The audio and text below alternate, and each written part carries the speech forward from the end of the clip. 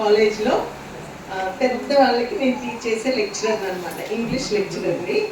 So మామూలుగా నా ప్రసంగాలు ఎట్లా ఉంటాయి అంటే స్టూడెంట్స్తో ఎట్లా మాట్లాడతారో అట్లానే మాట్లాడతాను నేను, ఓకేనా.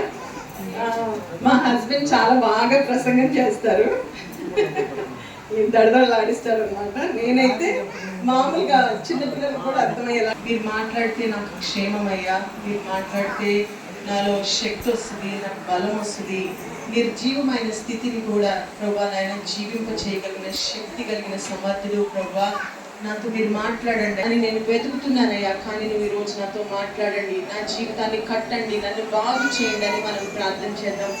నిజంగా ఆయనకి ఎవరైతే మొరపెడతారో ఆయన వారందరికీ ఆయన సమీపంగా ఉన్నాడని దేవుని వాక్యం సెలవిస్తుంది. కాబట్టి మీరందరూ దేవుని సన్నిధిలో అడిగినట్లయితే దేవుడు గొప్ప కార్యం చేస్తాడు. పరిశుద్ధాత్మ దేవానికి వందనాలు చెల్లిస్తున్నాను తండ్రి.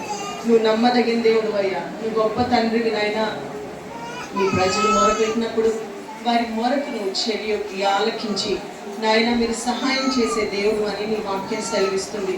ఈ మధ్యాహ్న కాల సమయంలో ప్రభు ఎంతో ఆశతో నీ బిడ్డలు నీ సన్నిధిలోకి నాయన వాక్యం వినాలని వచ్చింటుండగా తండ్రి, వారి జీవితాల్లో వాళ్ళు ఎదుర్కొంటున్న పరిస్థితులతో మీరు మాట్లాడాలని కోరుతున్నాను తండ్రి. నాయన మీరు మాట్లాడితేనే క్షేమమయ్యా, మీరు మాట్లాడితే మాకు మేలయ్యా తండ్రి. నాయన మనుషుల మాటలు ఏమీ ఉండదు కానీ ప్రభా నీ మాటలో శక్తి, నీ మాటలో బలం నాయన, మీ మాటలో తండ్రి మా జీవితానికి కావలసిన ప్రతి అవసరత కూడా తీర్చబడుతుందని మేము నమ్ముతున్నాను తండ్రి. శూన్యంలో నుంచి సృష్టిని చేసిన దేవుడు తండ్రి నాయన, ఎండిపోయిన నాయన బ్రతుకుల్లో తండ్రి నాయన, మూడు బారిపోయిన బ్రతుకుల్లో ప్రభు నాయన చిగురింప చేయగలిగిన గొప్ప దేవుడు తండ్రి. మాతో మీరు మాట్లాడి మమ్మల్ని బలపరిచి తండ్రి, నాతోనూ ఇక్కడున్న ప్రతి ఒక్కొక్కరితో మాట్లాడి మీ నామాన్ని మహిమ తెచ్చుకోమని పరిశుద్ధాత్మ దేవా I give control to you, Father Lord. I pray you work wonders in this life, so God, Father Lord. Everyone who has come with thirst in their lives, so God, I pray, Lord, you visit them right now in Jesus' name. Let the fire of God fall on these people, oh God. తండ్రి మీరు గొప్ప కార్యం జరిగించి మీ నామానికి మహిమ ఘనత ప్రభావం తెచ్చుకోమని యేసుక్రీస్తు నామమున పేరిట వేడుకుంటున్నాను తండ్రి.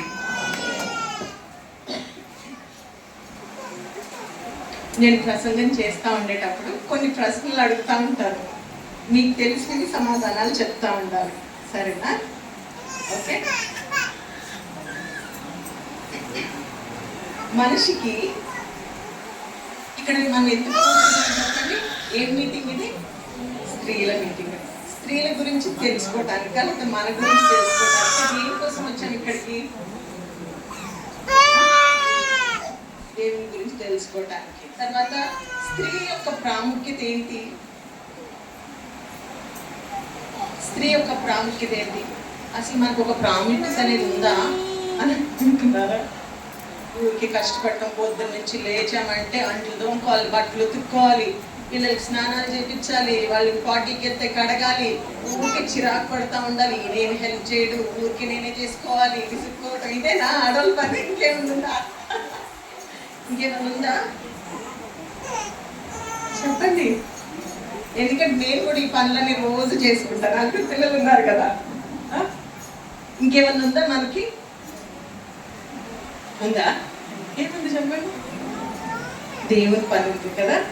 దేవుడు మనల్ని చాలా ప్రేమిస్తున్నాడు. ఫస్ట్ మనం గ్రహించాల్సింది ఏంటి అంటే దేవుడు మనల్ని చాలా ప్రేమిస్తున్నాడు. మగవాళ్ళ కంటే చాలా ఎక్కువ ప్రేమిస్తున్నాడు. ఎవరికంటే మనం అనుకుంటాము ఇప్పుడున్న మన భారతదేశంలో కానీ ఏమనుకుంటారంటే ఇది పురుషాధిక్య సమాజం, అంటే మగవాళ్ళకే చాలా అన్ని పవర్స్ అనమాట. ఆడవాళ్ళు మాట్లాడకూడదు, ఏ మీకు తెలియదు నోరు మూసుకోవే ఏంటి మాట్లాడుతున్నావు అంటారు కదా. అలాంటి సొసైటీలో మనం బ్రతుకుతున్నాం. అయితే స్త్రీలని దేవుడు చాలా ప్రత్యేకంగా చేశాడు. ఆదాముని మట్టి తీసుకొని మంచి ఒక బొమ్మలాగా చేసి ఆయన ఊపిరిని ఊదాడు కదా. ఆదాముని ఎట్లా చేశాడు? మట్టి తీసుకొని మంచిగా బొమ్మలాగా చేసి ఆయన జీవాన్ని మగ వ్యక్తిలోకి ఆదాంలోకి ఊది ఆదామని పేరు పెట్టాడు. కానీ ఆడవాళ్ళని ఎట్లా చేశాడు? ఆయన్ని పడుకోబెట్టి సైలెంట్గా ఆపరేషన్ చేశాడు. ఏం చేశాడు? ఆయన్ని పడుకోబెట్టి మంచిగా గాఢ నిద్ర కలుగు చేశాడంట. బాగా మత్తులో ఉన్నప్పుడు మంచిగా ఒక మెయిన్ సర్జరీ చేశాడు, పెద్ద ఆపరేషన్ చేశాడు. అయితే ఈ ప్రక్కటి ఎముకలో ఉన్న ఎముకను తీశాడు. మీకు తెలుసా, ఒక మనిషి చచ్చిపోయిన తర్వాత కూడా శరీరం అన్నా కుళ్ళిపోద్ది కానీ ఎముకలు మాత్రం పాడవు. అంటే మనం ఎంత స్ట్రాంగ్ కదా. మనల్ని దేవుడు చాలా బలవంతులుగా చేశాడు. ఓకే, మట్టితో చేయలేదు నిన్ను నన్ను, ఎముకలతో తయారు చేశాడు. It's very very strong, full of calcium అన్నమాట. చాలా బలవంతులు అని దేవుడు మనల్ని చూస్తున్నాడు. దేవుడు స్త్రీలను చూసిన విధానం కనుక, స్త్రీలను ట్రీట్ చేసిన విధానం ఎట్లా ఉంటుందంటే ఎప్పుడు గౌరవంగా, మర్యాదగా, వాళ్ళు ఒక ఉన్నతమైన స్థితిలో ఉన్నట్టు దేవుడు చూస్తూ ఉన్నాడు. ఆయన ప్రతి ఒక్కరి కోసం, మనందరి కోసం ఒక ప్రణాళిక కలిగి ఉన్నాడు. అయితే సృష్టి ఆరంభం మొదలుకొని కనుక చూసినట్లయితే చాలా పొరపాట్లు జరిగిపోయినాయి. ఇందాక పాస్టర్ గారు చెప్పారు కదా, అవ్వ గురించి అందరూ బ్యాడ్ చెప్తారు కానీ అవ్వ చాలా మంచిది. అంతేనమ్మా ప్రశాంతి? ఇవాళ నేను అవ్వ గురించే మాట్లాడాలనుకున్నా యాక్చువల్గా. ఓకేనా? సో ఈ అవ్వ గురించి మనం మాట్లాడే ముందు, ఈ అవ్వ ఏం చేసింది, ఏం చేయాల్సి ఉండింది, ఏం చెయ్యాలమ్మా, ఏం చేయలేదు, తద్వారా ఏం పరిణామాలు వచ్చినాయి అని దాని గురించి చూద్దాం. దాని తర్వాత ఇంకొక వ్యక్తి గురించి కూడా మాట్లాడి నేను క్లోజ్ చేస్తాను. సరేనా? చాలా ఇంట్రెస్టింగ్గా ఉంటుంది. అవ్వ గురించేనా, అవ్వ పండు తినేది కాబట్టి కర్మ అనుకోవద్దు. ఓకేనా? చాలా బాగుంటుంది. వినండి. ఆదికాండము 3వ అధ్యాయము మొదటి నుంచి కొన్ని వచనాలు నేను చదువుతా. దేవుడైన యెహోవా చేసిన సమస్త భూజంతువులలో సర్పము యుక్తి కలదై ఉండెను. అది ఆ స్త్రీతో, ఇది నిజమా, ఈ తోట చెట్లలో దేని ఫలములనైనను మీరు తినకూడదని దేవుడు చెప్పినా. ఓకేనా? ఏమంది? సర్పం వచ్చింది, అవ్వ ఒంటరిగా ఉంది. అవ్వ ఏం చేస్తుంది? ఒంటరిగా గార్డెన్లో తిరుగుతూ ఉంది. దేవుడు ఏదైనా మనల్ని సృష్టించాడు కదా, వీళ్ళు సంతోషంగా అనుభవించాలి, హ్యాపీగా ఎంజాయ్ చేయాలని దేవుని యొక్క ప్రణాళిక. ఇంకోటి ఏంటి అని అంటే, దేవునితో మంచి సంబంధం, సహవాసంలో ఉండి వీళ్ళు ఆ భూమిని అంతటిని వీళ్ళు ఏలుబడి చేసి వీళ్ళు ఎంజాయ్ చేయాలనేది దేవుని ప్రణాళిక. ఈ రోజుకి కూడా అదే దేవుని ప్రణాళిక. ఎంతమంది నమ్ముతారు? మనం సమృద్ధి అయిన జీవాన్ని, సమృద్ధి అయిన జీవితాన్ని జీవించడానికి ఈ లోకంలోకి దేవుడు మన కోసం వచ్చారు. అయితే ఈమె ఏం చేస్తుందంటే, ఆదాం గారి దగ్గర లేకుండా ఆమె ఒంటరిగా తిరుగుతూ ఉన్నప్పుడు సర్పం ఉంది కదా, ఆ సర్పం ఏం చేసిందంటే చాలా యుక్తి కలిగిందంటే, యుక్తి కాదు కానీ కుయుక్తి కలిగింది. ఏంటి సర్పం? సాతాన్ గడు ఎట్లాంటాడు? చాలా కుయుక్తి. మనం ఎక్కడ వీక్కుంటామో అక్కడే పడగొట్టడానికి ట్రై చేస్తాడు కదా. అన్ని కబుర్లు, అన్ని అనవసరమైన మాటలు చెప్పి లేనిపోయిన అనుమానాలు, లేనిపోయినవన్నీ భయాలు మన హృదయాల్లో పెడుతూ ఉంటాడు. అయితే వచ్చి ఏమంటున్నాడంటే, ఇది నిజమా? ఏమన్నాడు? మీకు సంగతి తెలిసే నిజమా అని అన్నాడు. అనగానే చాలా జాగ్రత్తగా వినడం మొదలుపెట్టింది. అయితే ఈ తోట చెట్లలో దేని ఫలములనైనను మీరు తినకూడదని దేవుడు చెప్పానా అని మళ్ళా అడుగుతున్నాడు. అనంటే అందుకు స్త్రీ, ఈ తోట చెట్ల ఫలములను మేము తినవచ్చును, అయితే తోట మధ్యనున్న చెట్ల ఫలములను గూర్చి దేవుడు మీరు చావకుండునట్లు వాటిని తినకూడదని, వాటిని ముట్టకూడదని చెప్పనని సర్పముతో అనెను. ఇక్కడ చూడండి, ఇప్పుడు సర్పం కొత్త పర్సన్, ఒక కొత్త వ్యక్తి. ఈయన తెలీదు సర్పం ఎవరో. కానీ ఏంటి ఇది నిజమా అని అనగానే, కాదండి మరే దేవుడు ఏం చెప్పాడంటే అనుకొని ఏం చెప్తుంది? మంచిగా ముచ్చట పెడుతుంది. ఏం చెప్తుంది? ముచ్చట పెడుతుంది. సో కొత్త వ్యక్తులు కనబడినప్పుడు అనవసరమైన డిస్కషన్స్ పెట్టుకోకూడదు, ముచ్చట పెట్టకూడదని ఇక్కడ మనకు క్లియర్గా అర్థమవుతుంది. ఈమె సమాధానం ఇవ్వకుండా ఉండినట్లయితే అసలు సమస్య ఉండేది కాదు. అర్థమవుతుందా? చాలాసార్లు మనుషుల జీవితాల్లో సమస్యలు ఎట్లా మొదలవుతాయి అంటే, మాటల వల్ల సమస్యలు మొదలవుతాయి. మనం నోరు మూసుకుంటే ఎవరు వచ్చి ఎన్ని బూతులు తిట్టినా మనకేం ప్రాబ్లం ఉండదు. కానీ బూత్ తిట్టిన తర్వాత ఇంకో బూత్ తిట్టామనుకోండి, లేకపోతే ఒక చెడ్డ మాట మాట్లాడామనుకోండి, ఏమవుతుంది? డిస్కషన్ ఇంకా ఎక్కువ అవుతుంది. నన్ను ఇట్లా అంటావా, నీ సంగతి నాకు తెలియదా అని పెద్దగా గొడవలు అవుతాయి. అవునా కదా? గొడవలు పట్టరా? సరే, యూజువల్గా ఎప్పుడైనా.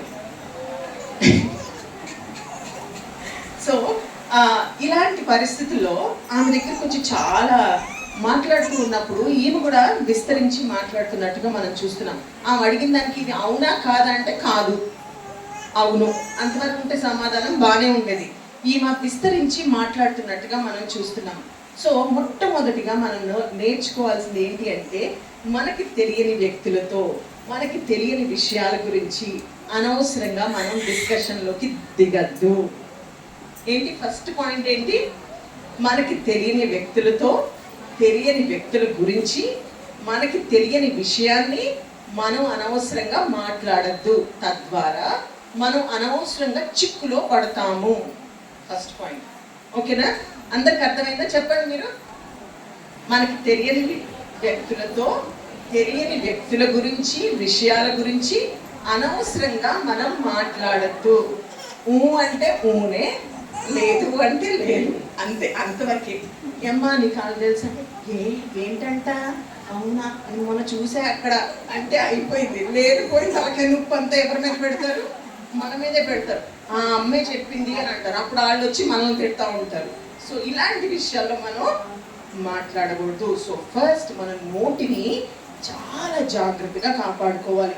మన నోటిని ఎప్పుడైతే జాగ్రత్తగా కాపాడుకుంటామో, మన నాలుకని ఎప్పుడైతే జాగ్రత్తగా కాపాడుకుంటామో 99.9% సమస్యలు ఉండవు. ఎవరితో సమస్యలు ఉండవు? ఎవరితోనూ సమస్యలు ఉండవు. భర్త కాదు, ఇంట్లో వాళ్ళు కాదు, బయట బజార్లో కాదు, సంఘంలో కాదు, ఎవరితోనూ మనకు సమస్యలు ఉండవు. అమ్మా బాగున్నారా, వందనాలు, మీకు ఎట్లుందమ్మా ఆరోగ్యం, మీకోసం ప్రార్థన చేస్తాం, అంతవరకు చాలు కదా. సో ఇలాంటి మనం ర్యాపో మెయింటైన్ చేసుకుంటే, ఇట్లాంటి సంబంధాన్ని మనం మేనేజ్ చేసుకోగలిగితే చాలా సంతోషకరమైన జీవితాన్ని మనం కలిగి ఉంటాం.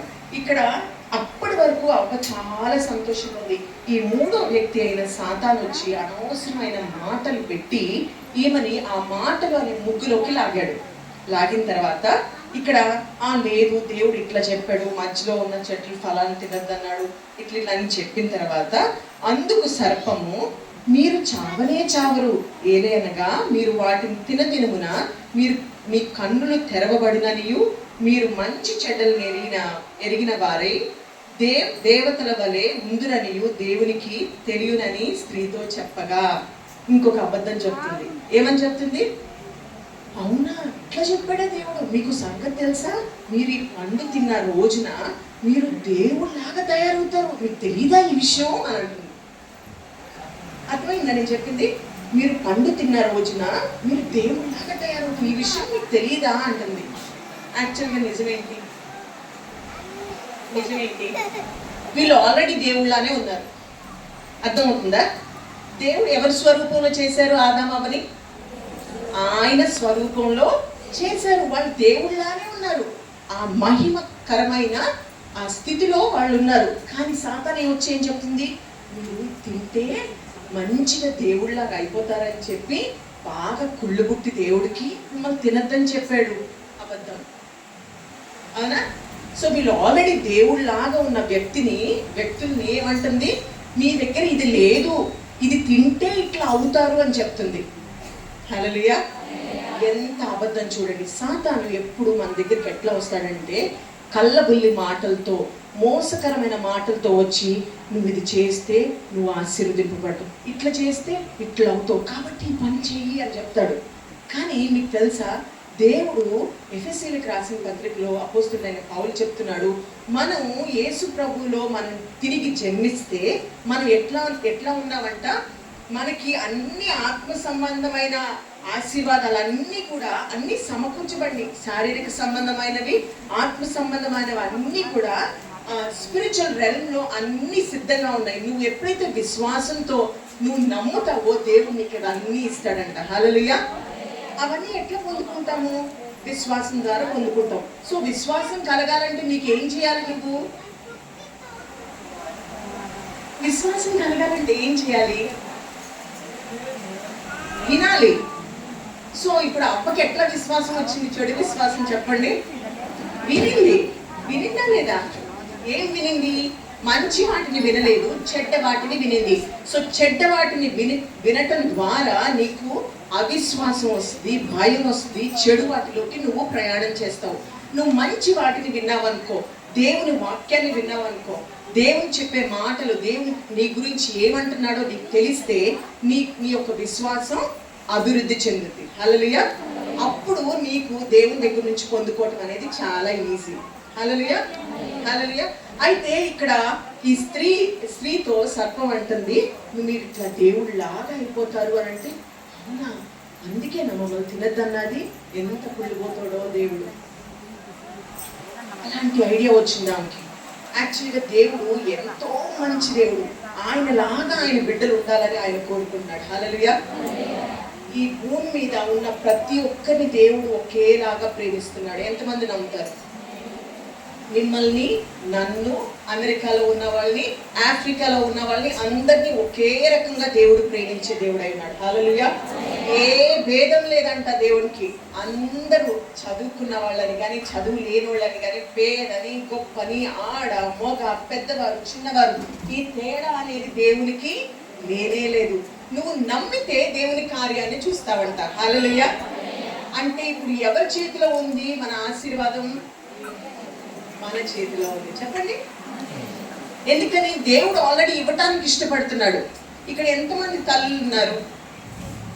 మీకు ఎంతమంది పిల్లలు ఉన్నారు? కొంచెం చెప్పండి. సో పిల్లలు ఉన్న తల్లిదండ్రులకి తెలుస్తుంది ఏంటి అని అంటే, మీకు ఒక 4 పిల్లలు, 2 పిల్లలు, 3 పిల్లలు ఉంటే మీరు ఎంతమంది దీవించబడాలని ఆశపడతారు? చెప్పండి. అవునా? అయితే మనం చెడ్డవారం అయ్యుండి మనం అందరికీ మంచి జరగాలి మన పిల్లలకి అని అనుకుంటున్నప్పుడు, మనల్ని ప్రేమించి మన కోసం ప్రాణం పెట్టి మనల్ని రక్షించిన దేవుడు మనందరి కోసం మంచి జరగాలని ఆశపడతాడా లేదా? మరి ఎందుకు చెడు జరుగుతుంది? ఎందుకు చెడు జరుగుతుంది? దేవుడు చెడు చేయట్లేదు. ఇది అయితే ఖచ్చితంగా గుర్తుపెట్టుకోవాలి. చెప్పండి. దేవుడు మంచి దేవుడు. చెప్పండి. దేవుడు మంచి దేవుడు. ఆయన ఎప్పుడు మంచి చేయటానికి ఇష్టపడతాడు. ఆయన మనల్ని ఆశీర్వదించడానికి, చెప్తాను నాతో, ఆయన నన్ను ఆశీర్వదించడానికి ఇష్టపడుతున్నాడు. పొందుకోవాల్సిన బాధ్యత నాది. ఈ రోజు నుంచి నేను నమ్ముతున్నాను, నా జీవితంలో ఉన్న ప్రతి కష్టాన్ని, ప్రతి శోధనని దేవుడు విడిపించి నన్ను దేవుడు ఆశీర్వదిస్తాడు. ఆమేన్. అయితే ఈ చెడు వాటిని వినింది. ఓకే, ఫస్ట్ ఏమో అనవసరమైన ముచ్చట్లు పెట్టుకుంది. రెండవది ఏంటంటే చెడు వాటిని వింటుంది. చెడు వాటిని వినటం ద్వారా ఇక్కడ ఏం జరిగింది? దేవతల్లాగా అయిపోతారని అబద్ధం చెప్తుంది. ఆల్రెడీ ఆమె ఏమై ఉందో ఆమె గ్రహించలేకపోతుంది. ముందు నేను ఇప్పుడు ఏమని చెప్తున్నాను, మీరు దేవుని బిడ్డలు, దేవుడు మీకు మంచి చేయాలి అని అనుకుంటున్నాడు అని మీతో ఎందుకు చెప్పించానంటే, ఈమెకు ఆ గ్రహింపు లేదు. దేవుడిలాగా వాళ్ళని తయారు చేసినప్పుడు ఈమె ఏం చెప్పాలి? మేము ఆల్రెడీ దేవుని పోలికలో ఉన్నాము, దేవుడు మాతో మాట్లాడుతున్నాడు, రోజు సాయంత్రం మాతో వచ్చి మాతో నడుస్తాడు, మాకు తెలుసు దేవుడు ఏంటో, నువ్వు ఎందుకు అబద్ధం చెప్తున్నావు అనాలి. అవునా కదా? కానీ ఈమె ఏం చెప్తుంది తెలుసా? అవునా, ఇంత పెద్ద సీక్రెట్ నాకు ఇంతవరకు ఎందుకు తెలియలేదు అన్నంత విచిత్రంగా మాట్లాడుతుంది. వాట్ ఎ సాడ్ స్టోరీ కదా. ఎంత చాలా ధైర్యమైన పరిస్థితిలో ఈమె ఉన్నట్టుగా మనం చూస్తున్నాం. ఈమె కాదు కానీ చాలాసార్లు మనం కూడా కష్టం వస్తే, బాధ వస్తే, ఇరుకు వస్తే, ఇబ్బంది వస్తే, దేవుడు ఎందుకు ఇట్లా చేస్తున్నాడో, నాకే ఎందుకు రావాలో ఈ బాధలన్నీ ఎట్లా వెళ్ళబుచ్చాలో అని అనుకుంటా ఉంటాం కదా. అనుకుంటా ఉంటాం. మనుషులంగా మనందరికీ వచ్చే డౌటే. మనం గ్రహించాలి ఏంటి అని అంటే, చాలాసార్లు మనకు వచ్చే కష్టాలు, బాధలు మన నోటి నుంచి, మనం చూసే వాటి నుంచి, మనం చేసే వాటి నుంచి చాలా శ్రమలు, కష్టాలు వస్తాయి. దేవుడు కష్టాలు పంపించడు. హల్లెలూయా, హల్లెలూయా. ఒక్కసారి కనుక మనం కళ్ళు మూసుకొని మనం ఎదుర్కొంటున్న పరిస్థితులకి ఎక్కడి నుంచి మొదలైంది, అసలు ఈ సమస్య ఎక్కడి నుంచి మొదలైంది అని కనుక మనం ఆలోచించగలిగితే, మనం పనులు చేసేసి వెళ్ళిపోతాం. మనం వచ్చింది కాబట్టి చేసేస్తాం, కానీ దాని యొక్క పర్యవసానాలు ఎట్లా ఉంటాయో తెలుసా? నేను మీకు ఒక ఎగ్జాంపుల్ చెప్తాను. ఒక పొలంలో ఒక విత్తనాలు చల్లే వాళ్ళు ఉంటారు కదా, వ్యవసాయదారులు. ఒక విత్తనం చల్లేమనుకోండి, ఒక వేపకాయ విత్తనం, ఒక మామిడికాయ విత్తనం, ఒక యాపిల్ కాయ విత్తనం, ఒక మెంతు కూరల ఆ విత్తనాలు వేసుకొని వెళ్ళిపోయామనుకోండి, ఎలాంటి విత్తనాలు వస్తాయి? వేపకాయ చెట్టు, మామిడి చెట్టు, యాపిల్ చెట్టు, మెంతులు, ఇట్లాంటివి మొదలవుతాయి. సో ఆ విత్తనం పడిన తర్వాత ఖచ్చితంగా ఫలం అనేది వస్తుంది. ఎప్పుడు వస్తుంది? వేసిన వెంటనే వస్తుందా? No no no no. ఎప్పుడు వస్తుంది చెప్పండి? మెంతికూర అయితే 2-3 రోజులకు వస్తుంది. వేపకాయ చెట్టు అయితే పెరగాలి, చాలా టైం పడుతుంది. మామిడికాయ చెట్టు కూడా అంతే కదా. సో మనం చేసే ప్రతి పని దానికి యొక్క కాన్సిక్వెన్సెస్, దానికి పర్యవసానాలు, అంటే దానికి రిజల్ట్ అనేది ఉంటుంది అనమాట. ఒక పరీక్ష రాస్తే రిజల్ట్ ఎట్లా ఉంటుందో, మనం పిల్లలకి అన్నం పెడుతుంటే ఏమవుతారు? మంచిగా లావు అవుతారు, అది రిజల్ట్. సో ఇట్లాగా మనం చేసే ప్రతి పనికి ఏముంటుంది? రిజల్ట్ అనేది ఉంటుంది. కాబట్టి మనం చాలా జాగ్రత్తతో, మనం ముఖ్యంగా స్త్రీలమైన మనము చాలా జాగ్రత్తతో ఉండాలి. ఎందుకని ఈ విషయం చెప్తున్నామంటే, జ్ఞానవంతురాలు తన ఇల్లును కట్టుకుంటుందంటే ఏ విధంగా కట్టుకుంటుంది? దేవుడు ఇల్లు కట్టివ్వడు మనకి. ఎంతమంది నమ్ముతారు పెళ్ళైన తర్వాత దేవుడు ఇల్లు కట్టిస్తాడు అనుకుంటారా? లేదు, ముడి సరుకు ఇస్తాడు. చెప్పండి, ముడి సరుకు ఇస్తాడు. చెప్పండి అమ్మా. ముడి సరుకు ఇస్తాడు. ఏమి ఇస్తాడు? ఇటుక రాళ్ళు ఇస్తాడు, సిమెంట్ ఇస్తాడు, ఇసుక ఇస్తాడు, నీళ్ళు ఇస్తాడు. ఇవన్నీ కలుపుకొని కట్టుకోవాల్సిన బాధ్యత ఎవరిది? నందే. నాకు ఇది నచ్చలేదు అన్నా అనుకో, కష్టం మనకి. అవునా? నచ్చినా నచ్చకపోయినా కట్టుకోవాల్సిందే నీ కుటుంబాన్ని. ఊరికే మరి చాలా ఇష్టం, ఈయన కాకుండా ఆయన అయితే ఎంత బాగుండేదో అని అనుకుంటే కష్టం కదా. అవునా కదా? రైట్. ఈ పిల్లలు బాగాలేదు, విసిగిచ్చేస్తున్నారు అని అంటే ఆ పిల్లల్ని కట్టుకోవాల్సిన బాధ్యత కూడా మనదే. అమ్మో మా అత్తగారు విసిగిచ్చేస్తుంది అని అనుకుంటే, లేదు, నీ అత్తగారి పట్ల నువ్వు కూడా ప్రేమ చూపించాల్సిన బాధ్యత కూడా నీకే ఉంది. అన్ని బాధ్యతలు మనకే పెట్టాడు దేవుడు. ఎందుకో తెలుసా? స్త్రీని దేవుడు హెల్ప్ మేట్ ఆర్ హెల్పర్ అని అన్నాడు. ఏమన్నాడు? హెల్ప్ మేట్ ఆర్ హెల్పర్ అంటే ఆదాముకి సహకారి ఆర్ సహాయం చేసే వ్యక్తి. ఈ మాటని కనుక నేను ఇప్పుడు హైదరాబాద్లో అన్నాను అనుకోండి, అందరూ వచ్చి నాకు పీక పట్టుకుంటారు.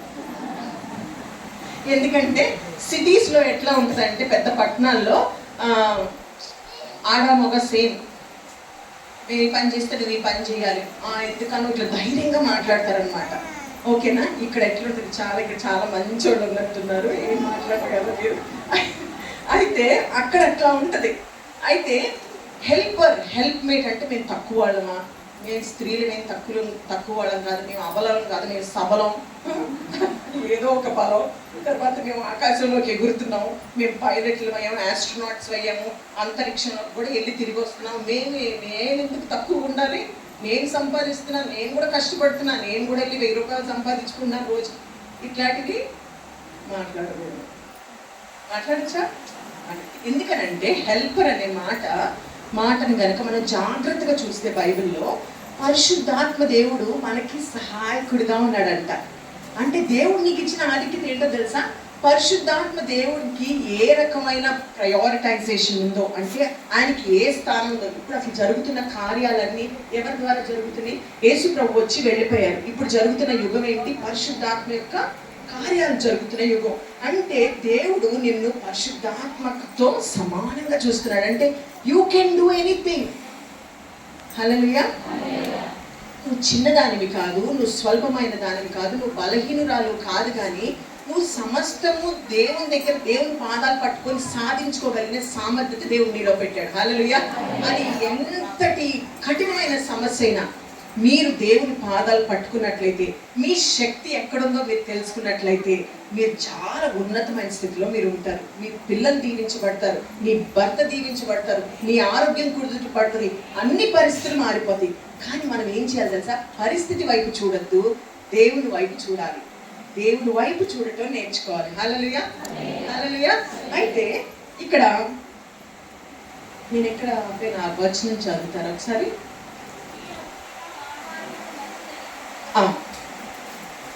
చదివినాను. స్త్రీ ఆ వృక్షము ఆహారమునకు మంచిదనియు ఉమ్, ఆ, ఉమ్. ఓకే, చాలా స్త్రీ ఆ వృక్షము ఆహారమునకు మంచిదనియు కన్నులకు అందమైనదనియు. దీనికి ఎవరు చెప్పారు? సాతాను చెప్పింది. తర్వాత ఆమె చెప్తున్నప్పుడు ఈమె ఏం చేస్తుందంటే చూస్తుంది. ఏం చేస్తుంది? చూస్తుంది. సో ఫస్ట్ మాట్లాడద్దు. ఏం నేర్చుకున్నాం? మాట్లాడద్దు. అనవసరమైన ముచ్చట్లు, అనవసరమైన వ్యక్తులతో, ఎంత వాళ్ళు క్లోజ్ అయినా, నీకు బంధువులైనా, అక్కలైనా, చెల్లెలైనా, ఎవరైనా ఏదైనా సరే మాట్లాడద్దు. కొన్ని మనం ఎట్లా ఉంచాలంటే గోప్యంగా ఉంచి దేవుని దగ్గరే మొరపెట్టుకునే విషయాలు ఉంటాయి. అన్నీ అందరికి చెప్పేసామనుకో మనకు ఆ భారం తగ్గిపోద్ది కదా. నలుగురు చెప్పుకుంటే భారం తగ్గుద్దమ్మా అంటారు. కాదు, భారం ఎక్కువ అవుతుంది. అవునా? చెప్పుకుంటే నలుగురికి చెప్పుకుంటే భారం తగ్గదు. ఎందుకంటే వాళ్ళు ఇంకొక నలుగురికి వెళ్ళి చెప్తారు. అప్పుడు ఇంకా లేనిపోయిన సమస్యలు మనం కొని తెచ్చుకుంటాం. ఇక్కడ ఆహారానికి మంచిదని ఈమె చూసిందంట. ఏం చేసింది? ఇప్పుడు వినడమే కాకుండా చూడటం కూడా జరిగింది. అస్సలు ఏ మనిషికైనా, ఆడవాళ్ళకైనా మగవాళ్ళకైనా సమస్యలు ఎక్కడ మొదలవుతాయో తెలుసా? చూపుతో మొదలవుతాయి. ఎంత మొదలవుతాయి? చూడకపోతే మీరు చూడండి, ఎవరైనా గుడ్డి వాళ్ళు ఉంటారు కదా, వాళ్ళు కళ్ళు మూసుకుంటే పాపం వాళ్ళకి ఏ పాపం తెలియదు. మీరేమి తిట్టండి, లేకపోతే ఏదో ఒకటి అనండి, ఇట్లా ఎక్కిరించండి, వాళ్ళకి ఏం అర్థం కాదు. ఎందుకంటే వాళ్ళు చూడలేరు. వాళ్ళు చూడాలనే ఏమంటారు, ఆ చూసే తత్వం వాళ్ళలో లేదు. అందరికీ మనలాంటి వాళ్ళకి, కళ్ళున్న వాళ్ళకి ఏమవుతుందంటే అన్ని వైపుల దిక్కుల వైపున చూపులు వెళ్తాయి కదా. ఇది చూస్తే ఈ అబ్బాయి బాగున్నాడు, ఈ అమ్మాయి బాగుంది, లేకపోతే అబ్బాయి చీర బాగుంది, ఆ కారు బాగుంది, ఈ నెక్లెస్ బాగుంది, అది ఉంటే బాగుంది, అట్లా నాకుంటే బాగుంది. ఇవన్నీ ఎక్కడి నుంచి మొదలవుతాయి చెప్పండి? శరీరాశ, నేత్రాశ, జీవడమం, ఏ డమ్మం అయినా సరే ఎక్కడ మొదలవుతుంది చెప్పండి? చూపు ద్వారా మొదలవుతుంది. ఇంకొకటి నేను మీకు ఒక విషయం చెప్తాను. మనం చూసామనుకోండి, మన కళ్ళ ద్వారా ఫోటోగ్రాఫిక్ మెమరీ అనేది ఉంటుంది మనకి. ఇట్లా చూడగానే ఫోటోలాగా మన బ్రెయిన్ క్యాప్చర్ చేస్తుంది. ఏం చేస్తుంది? బ్రెయిన్ క్యాప్చర్ చేస్తుంది. బ్రెయిన్ క్యాప్చర్ చేస్తే మన బ్రెయిన్లో 3 లెవెల్స్ ఉంటాయి. చెప్పండి, 3 లెవెల్స్ ఉంటాయి. 1 ఇస్ కాన్షియస్ లెవెల్. కాన్షియస్ చెప్పండి. కాన్షియస్ అంటే ఏంటంటే, ఇప్పుడు మనం అందరం కాన్షియస్ ఉన్నాం అంటే మనకు అన్నీ అర్థమవుతుందా మీకు? నేను మీకు చెప్పే విషయాలు అర్థమవుతుంది, మీరు చూస్తున్నారు, ఇది ఏ రంగు చెప్పగలరు, ఇది ఏంటి చెప్పగలరు. ఇది కాన్షియస్ స్టేట్. ఇంకొకటి ఉంది ఏంటి అని అంటే, అది సెకండ్ లెవెల్, సబ్ కాన్షియస్. చెప్పండి, సబ్ కాన్షియస్. ఇది ఎట్లాంటి స్థితి అని అంటే, కొంచెం మీరు నిద్ర మత్తులో ఉంటారు చూసారా, నిద్ర మత్తులో ఉన్నప్పుడు కొంచెం తెలుస్తుంది, కొంచెం తెలియదు. కంప్లీట్గా తెలియదని కూడా కాదు, సడన్గా మీరు నిద్రలో నుంచి లేపినప్పుడు, నేను మిమ్మల్ని వచ్చి లేపాను అనుకోండి, మీరు ఏం చేస్తారంటే ఏంటి ఇంకో తలాలు అక్కడ పెట్టాను చూడ అంటాం. ఎందుకంటే మనకు ఆల్రెడీ కాన్షియస్లో ఆల్రెడీ తెలుసు ఎక్కడ పెట్టామో, కొంచెం తెలిసి కొంచెం తెలియని స్థితి. ఇంకొకటి ఏంటి అని అంటే అన్కాన్షియస్. చెప్పండి, అన్కాన్షియస్ లెవెల్లో ఏంటంటే కోమాలోకి వెళ్ళిపోతారు. తెలుసా మీకు? కోమా తెలుసా? అంటే ఇంకా స్పృహ అనేది అపస్మారక స్థితి. ఏంటిది? అపస్మారక స్థితి. సో ఆ స్థితిలో నేను వచ్చి నేను గిల్లినా నేను ఏం కొట్టినా నీకు అర్థం కాదు. అట్లా ఉంటారనమాట మనిషి. ట్రీట్మెంట్ కొంతమంది జరుగుతూ ఉంటుంది, వాళ్ళకి ఏం చల్లగా ఉంటుంది అనమాట. హార్ట్ బీట్ ఉంటుంది కానీ ఇది పని చేయదు అనమాట. సో ఇప్పుడు నేను 3 చెప్పాను, చెప్పండి. Conscious, sub conscious, unconscious. ఈ 3 స్థితుల్లో ఏం జరుగుతుంది అని అంటే, నువ్వు చూసినప్పుడు ఆ పిక్చర్ నీ సబ్ కాన్షియస్ లెవెల్లో రిజిస్టర్ అయిపోతుంది. ఎక్కడ రిజిస్టర్ అవుతుంది? 2వ స్థితిలో రిజిస్టర్ అవుతుంది, అంటే ఉండిపోద్ది. సో దాంట్లో నుంచి నీకు ఖాళీ సమయంలో ఏం జరుగుతుందంటే, నీ మనసు ఒకవేళ నీకు కొంచెం దాని మీద ఎక్కువ ఆసక్తి ఉంటే నీ మామూలు బ్రెయిన్లోకి తీసుకొస్తుంది. ఏం చేస్తుంది? మామూలు బ్రెయిన్లోకి తీసుకొచ్చి ఆ ఆలోచన కాస్త ఇక్కడికి వస్తుంది. ఎక్కడికి వస్తుంది చెప్పండి? నీ హృదయంలోకి వస్తుంది. నీ హృదయంలోకి వచ్చిన తర్వాత నీ హృదయం నిన్ను ప్రేరేపిస్తూ ఉంటుంది. ఈ పని చేయి అని బ్రెయిన్కి సిగ్నల్స్ ఇస్తూ ఉంటుంది. చెప్పండి, సిగ్నల్స్ ఇవ్వటం ద్వారా నువ్వు ఆ పని చేస్తావు. అది మంచి అయినా సరే చెడైనా సరే నువ్వు ఎంత తావిస్తావో, నువ్వు మంచికి తావిస్తే నువ్వు మంచి చేస్తావు, నువ్వు చెడుకి తావిస్తే చెడు చేస్తావు. సో ఇప్పుడు నీకు అర్థమైందా పాపం ఎట్లా మొదలవుతుంది అనేది? ఊరికి ఎట్లా మొదలైపోయింది అని అంటూ కావాలని విల్ఫుల్గా చేసేది మనం పొరపాట్లు. తెలియకుండా జరిగిపోయిందంటే నువ్వు తెలియకుండా ఏది చేయలేదు, జరగదు. ఎందుకంటే నువ్వు చూసిన దాన్ని బట్టి అవన్నీ కూడా నీకు రిజిస్టర్ అయ్యి అది నీ హృదయంలోకి వెళ్ళి ఆ హృదయంలో నుంచి మరలా ఆ క్రియ అనేది కార్యరూపం దాలుస్తుంది. ఏం చేస్తుంది? కార్యరూపం దాల్చడం వల్ల నువ్వు అది మంచి పనైనా చెడ్డ పనైనా నువ్వు చేస్తున్నావు. సో నువ్వు ఎక్కువ దేన్ని చూస్తున్నావో అది నీ యొక్క జీవితాన్ని నియంత్రిస్తుంది. ఏం చేస్తుంది? నువ్వు దేన్ని ఎక్కువ చూస్తున్నావో అది నీ జీవితం పైన ఏలుబడి చేస్తుంది. నువ్వు ఎక్కువ వాక్యం చదువుతున్నావు అనుకోండి, వాక్యం నీతో మాట్లాడుతూ ఉంటుంది, నీలో విశ్వాసం ఎక్కువ అవుతూ ఉంటుంది. అమ్మో నేను ఇట్లా ఉండాలి, అమ్మో నేను ఇట్లా ఉండకూడదు అని నీకేం చేస్తుంది? వాక్యం బోధిస్తూ ఉంది. అట్లా కాకుండా ఫోన్ తీసుకున్నావు అనుకోండి, టిక్కు టిక్కు టిక్కు టిక్కు చూస్తూ ఉంటావు. ఇది బాగుంది, అది బాగుంది అని వంట చేస్తున్నప్పుడు కూడా అక్కడ పెట్టేసి మళ్ళీ తీసుకుని టింగి టింగి టింగి టింగి చూస్తావు. అంతేనా? సో ఏదైనా సరే అట్లాగే మొదలవుతుంది. దీనికి భక్తి కలిగిన వాళ్ళని లేదు, భక్తి లేని వాళ్ళని లేదు, మనిషిగా ఉంటే చాలు ఈ పనులు చేయటానికి. ఏదో పెద్ద భక్తి కలిగిన వాళ్ళు భక్తి లేని వాళ్ళు అనేది అవసరం లేదు. నువ్వు దేనికి తాగిస్తే నీ హృదయం నిన్నట్లా ఈడ్చివేస్తుంది. సో నా ఇక్కడ ఈమె ఏం చేసిందంట, ఈమె ఈ పండును చూసి రమ్యమైందని చూసిందంట. ఈమె చూపు ద్వారా అక్కడ ఏం జరిగిందంటే ఆకర్షణకు గురైంది. దేనికి గురైంది? ఆకర్షింపబడింది. వా ఎంత బాగుంది అని అనిపిస్తుంది. మనకు కూడా అనిపిస్తుంది. ఎక్కడికైనా షాప్కి వెళ్ళాం అనుకోండి, బట్టలు కొట్టుకి చీర ఎంత బాగుందో, ఇంకా 1000 రూపాయలు ఉంటే బాగుండేది, మంచి చీర వచ్చేది అనిపిస్తుంది. అవును కదా? అక్కడ పండే కాదు, మన జీవితంలో ఎన్నో విషయాలు అట్లానే ఆకర్షణగా ఉంటాయి అన్నమాట. నేను ఒక చిన్న ఎగ్జాంపుల్ చెప్తాను. మా హస్బెండ్, మా ఆయన వాళ్ళ తమ్ముడు వాళ్ళు లండన్లో ఉంటారు. వాళ్ళు ఒక పెద్ద కారు కొనుక్కున్నారు. అయితే మాకు చిన్న కారు ఉందిలేండి. అయితే మా ఆయన అన్నారు, పర్సనల్గా ఏమన్నా బాధపడుతున్నావా వాళ్ళకి అలాంటి కారు ఉందని? అంటే నేనేం బాధపడట్లేదు అని అన్నా. నాకు నిజంగా బాధ లేదు. అంటే అంత పెద్ద కారు కొనుక్కున్నారు కదా వాళ్ళు, మరి నీకేం అనిపించలేదు అంటే నాకేం అనిపించట్లేదు, పులిని చూసి నక్క వాతలు పెట్టుకుంటే ఏమవుతుంది అని అన్నా. చెప్పండి, పులిని చూసి నక్క వాతలు పెట్టుకుంటే ఏమవుతుంది? బొబ్బలు వస్తాయి. ఏమొస్తాయి?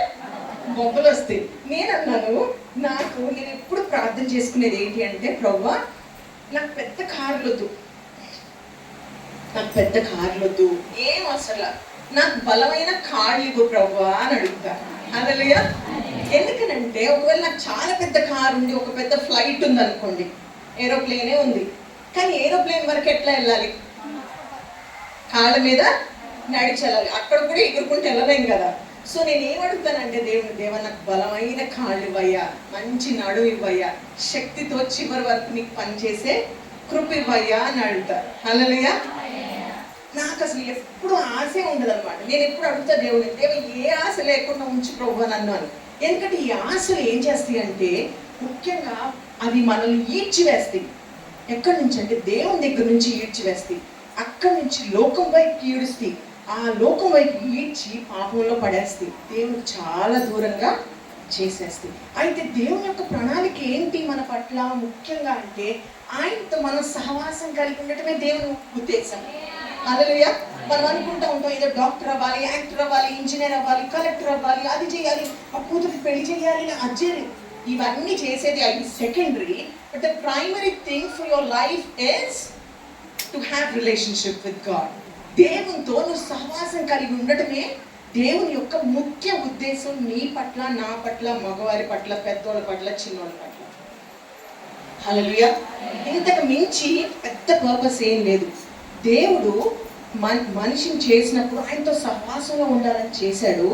వాళ్ళు పాపంలో చేసి అక్కడ పడిపోయిన తర్వాత కూడా మరలా అది పునరుద్ధరీకరించడానికి మళ్ళీ ఏం చేశాడు, ఆయన కుమారుని పంపించి మరలా ఆయన ఏం చేశాడు, సమకూర్చాడు తండ్రితో.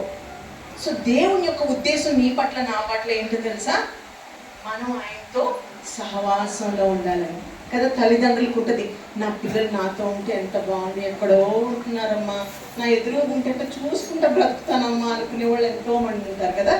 నా దగ్గర ఉంటే చాలు, కనీసం నాకు ఏం పెట్టకపోయినా చాలు, నా కళ్ళు ఎదురుగుంటే చాలు అని అనుకుంటాను. హల్లెలూయా. సో ఇక్కడ మనం గమనించినట్లు ఈమె చూసింది చాలా బాగుందని అనిపించిందంట. సరే మాట్లాడింది, అక్కడితో ఆపిందా, ఆగలేదు. మళ్ళీ చూసింది, అక్కడితో ఆపిందా, ఆగలేదు. సో మాటల్లో చాలా డేంజరస్ ఉన్నాయి, చూడటం కూడా ఎంతో డేంజరస్గా ఉంది. చాలా భయంకరమైన స్థితి అని మనం చూస్తున్నాం. అయితే చూసినప్పుడు ఆమె దాని ఫలములలో కొన్ని తీసుకొని, చూసిన తర్వాత ఏం చేసింది చెప్పండి. నేను ఇందాక చెప్పాను కదా, చూసింది, ఓకేనా. ఏం చేసింది, చూసింది, వెళ్ళిపోయింది, ఇక్కడికి వెళ్ళిపోయింది, ఏదో చేసేయాలి. ఇప్పుడు ఏం చేసింది, కాయలు పట్టుకొని లాగేసుకో, ఎంత బాగుంది రంగు, ఎంత బాగుందమ్మా, తింటే ఇంకెంత బాగుంటుందో అనుకుంది. తింటే బాగుంటుందో లేదో తర్వాత తెలుస్తుంది. కానీ ఆమెకి ఎట్లా అనిపించింది, చాలా బాగున్నట్టు అనిపించింది అంటే తీసుకుంది, కొరికింది, పని చేసింది. హల్లెలూయా.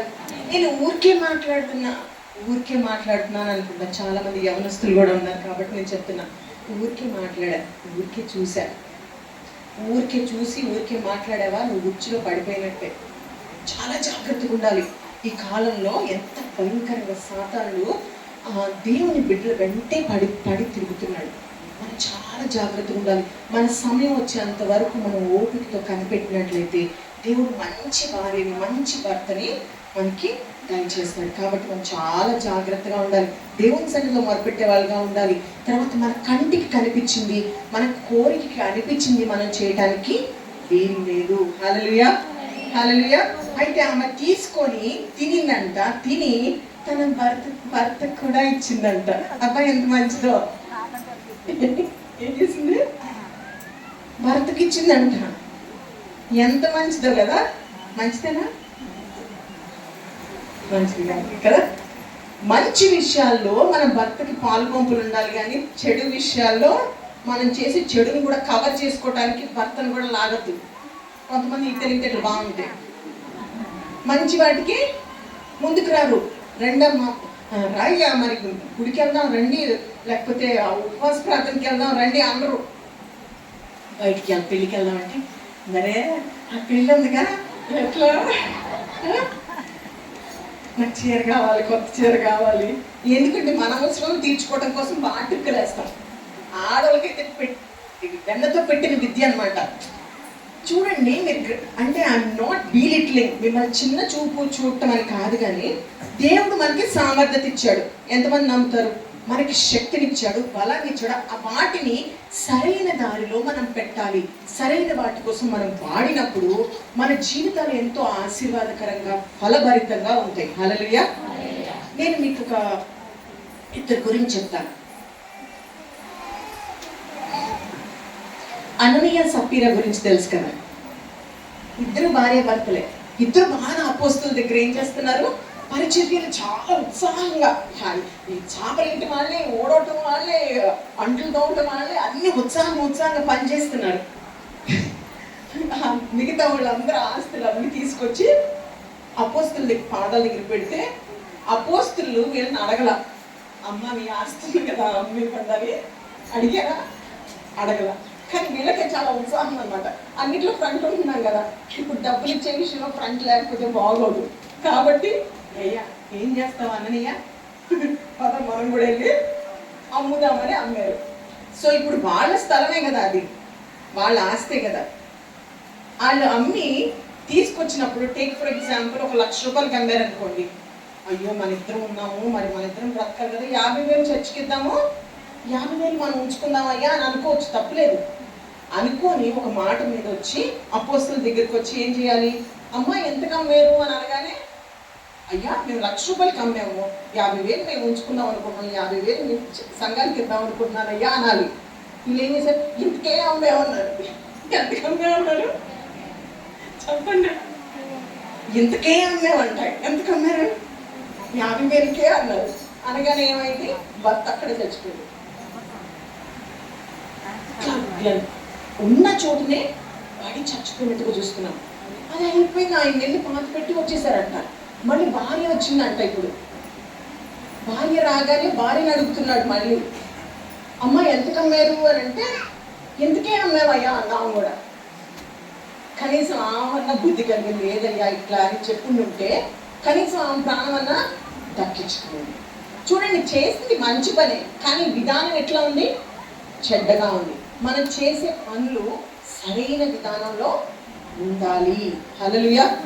అయ్యో నేను దేవుడికి ఇస్తున్నాను కదా అని ఇట్లా పిసినారితనంగా అట్లా ఇస్తే దేవుడు నిత్య దేవుడు కాదు. ఆయనంట ఉల్లాసంగా ఉత్సాహంగా ఇచ్చేవారిని ఎంతో ప్రేమిస్తాడంట. హల్లెలూయా, హల్లెలూయా. నా జీవితంలో లేకపోతే పాస్టర్ గారి జీవితంలో ఇట్లాంటి సాక్ష్యాలు, ఇట్లా కోకొల్లలు మేము ఎవరికన్నా ఇవ్వాలంటే ఇట్లా పిసినారితనంగా అసలు ఇవ్వలేము. ఈ జస్ట్ గివ్. ఎట్లా ఇస్తామంటే దేవుడికి ఇచ్చినట్టు ఇస్తాం. ఇది నేను దేవుడికి ఇస్తున్నాను కాబట్టి it is God who is going to bless me. దేవుడు నన్ను దీవించే దేవుడు. ఇది ఇచ్చింది కూడా దేవుడే. దేవుడు మాకు ఏదైనా ఇస్తే అది కూడా ఎవరిచ్చినట్టు? దేవుడే. కాబట్టి ప్రతిదీ కూడా దేవునికి ఇస్తున్నట్టు మనం చేయాలి. ఏ పని చేసినా మనం చేసే ప్రతి పనులు అంట దేవునికి చేస్తున్నట్టుగా చేయాలంట. హల్లెలూయా. అట్లా చేస్తే ఖచ్చితంగా 100% సక్సెస్ నీదే అవుతుందంట. హల్లెలూయా. ఇంతవరకు మనం ఎట్లా చేసామో మనకు తెలియదు. చెయ్యాలి కాబట్టి అని చేసామా? పాస్టర్ గారో లేకపోతే భర్తో పిల్లలు ఊరుకోరని చేసామా? లేకపోతే భారంతో చేసామా? లేకపోతే ఏడ్చుకుంటా చేసామా? లేకపోతే గునుక్కుంటా సనుక్కుంటా చేసామా? ఈ రోజుతో అవన్నీ ఫుల్ స్టాప్ పెడదాం. హల్లెలూయా. దేవా, ఈ కుటుంబాన్ని నువ్వు నాకు ఇచ్చావు, ఈ పిల్లల్ని నువ్వు నాకు ఇచ్చావు, ఈ భర్తను నువ్వు నాకు ఇచ్చావు, ఈ భార్యను నాకు ఇచ్చావు తండ్రి, ఇవన్నీ నువ్వు నాకు ఇచ్చావు. నేను నీ సన్నిధిలో కన్నీటితో ప్రార్థిస్తూ నేను విజయవంతమైన జీవితాన్ని జీవిస్తానయ్యా అని మన హృదయంలో స్థితిపరచుకోవాలి. హల్లెలూయా, హల్లెలూయా. గొణుక్కుంటా సణుక్కుంటా చేస్తే మనం బ్రతికినంత కాలం గొణుకుతూనే ఉంటాం, బ్రతికినంత కాలం సణుగుతూనే ఉంటాం, కానీ మన జీవితంలో మార్పు ఉండదు. మన ద్వారా పక్కన వాళ్ళు కూడా గొణుగుడు బ్యాచ్ తయారవుతారు. ఏం తయారవుతారు? గొణుక్కుంటా ఉంటారు. వాళ్ళు కూడా గొణుకుతూ ఉంటారు. అండ్ మీరు చూసారా, ఎవరైనా గొణుకుతూ ఉన్నారనుకోండి, సణుగుతూ ఉన్నారనుకోండి, వాళ్ళ పక్కన ఉండబుద్ది అవుద్ది అసలు.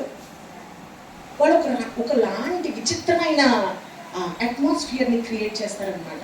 ఇప్పుడు నేను సంతోషంగా నవ్వుతూ మాట్లాడుతున్నాను అనుకోండి, మీకు ఎట్లుంటుంది? మంచిగా అనిపిస్తుంది. అని మాట్లాడానుకోండి, అప్పుడు ఎట్లుంటుంది? అమ్మో ఎంత ఎందుకు డేంజర్ అని పారిపోతాం కదా. నువ్వు నీ కుటుంబంలో దేవుడు నిన్ను ఏ విధంగా పెట్టాడు అని అంటే, ఒక దీపం లాగా పెట్టాడు. ఎట్లా పెట్టాడు? దీపం లాగా. సో దీపం ఏం చేస్తుంది? వెలిగిస్తుంది. మనం వెలిగిస్తున్నాము, టుక్కు టుక్కని ఆరిపోతున్నాము. మనం సంతోషంగా ఉన్నప్పుడు ఏం చేస్తున్నాము? ఫుల్గా వెలుగుతున్నాం. లేదు మన ఇంకా చాలా కోపం, చిరాకు ఇవన్నీ వస్తుంటే ఏంటంటే లో వోల్టేజ్ వస్తుంది. చూసారా, బల్బు ఇట్లా అప్పుడు చూస్తే ఎట్లుంటుంది మనకి? బాగుంటుందా? చిరాకు వస్తుంది. ముందు రాపేయండి అర్థం. అలాగే కదా, బల్బు గురించే మనం అంత అత్యాసక్తి కలిగి ఉంటే మన గురించి మన చుట్టుపక్కల వాళ్ళకి కలిగిన సాక్ష్యం ఏంటి? ఎలాంటి సాక్ష్యాన్ని మనం కలిగి ఉన్నాం?